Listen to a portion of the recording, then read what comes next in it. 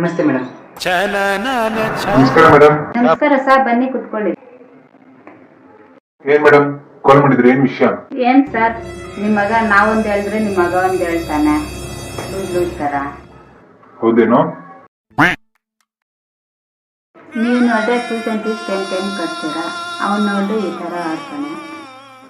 ಯಾಕೆ ಆನ್ ಮಾಡ್ತೀಯಾ? ಇಲ್ಲಪ್ಪ, ಅವರು ಲೂಸ್ ತರ ಏನೇನೋ ಹೇಳೋದು. ಏನ್ ಹೇಳ್ತಾರೆ? ಮ್ಯಾಮ್ ಸೆಲ್ ಅಂದ್ರೆ ಏನ್ ಹೇಳಿ ಮ್ಯಾಮ್? ಫೋನು. ಕರೆಕ್ಟ್ ಅಲ್ವಾ ಅವನ್ನೇ?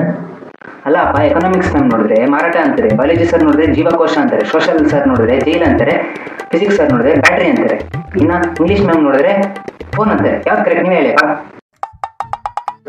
ಹೌದಲ್ವಾ ಮೇಡಮ್? ನಿಮ್ಗೆ ಕ್ಲಾರಿಟಿ ಇಲ್ಲ, ಮತ್ ಮಗಳಿಗೆ ಏನ್ ಹೇಳ್ಕೊಡ್ತೀರ ನೀವೆಲ್ಲ? ಹಂಗಲ್ಲ ಸರ್, ಒಂದೊಂದು ಸಬ್ಜೆಕ್ಟ್ ಅಲ್ಲೂ ಒಂದೊಂದು ಅರ್ಥ ಇರುತ್ತೆ, ಅದನ್ನ ತಿಳ್ಕೊಬೇಕಲ್ಲ ಅವರೆಲ್ಲ. ಹಂಗೇನಿರಲ್ಲ ಮೇಡಮ್. ಒಂದೇ ಭೂಮಿ, ಒಂದೇ ತಾಯಿ, ಒಂದೇ ತಂದೆ, ಒಂದೇ ಜೀವನ, ಒಂದೇ ಭಾರತ, ಒಂದೇ ಕರ್ನಾಟಕ, ಒಂದೇ ಮಾತು, ಒಂದೇ ಸನ್, ಒನ್ ಅಂಡ್ ಓನ್ಲಿ ಮೈ ಸನ್. ಇದು ನಾನು ನಂಬಿರೋ ಪಾಲಿಸಿ. ಬಾರೋ ಮಗನೇ, ನೀನೇ ಕರೆಕ್ಟ್. ಅಪ್ಪ ಮಗ ಇಬ್ರು ಸರಿಯಾಗಿದ್ದಾರೆ.